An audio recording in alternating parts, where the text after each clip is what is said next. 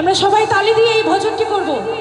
আজ আমরা হনুমানজির উদ্দেশ্যে এই ভজনটি সবাই একসাথে তালি দিয়ে করব এবং সবাই মুখে দয়া করে কোনো আওয়াজ করবেন না।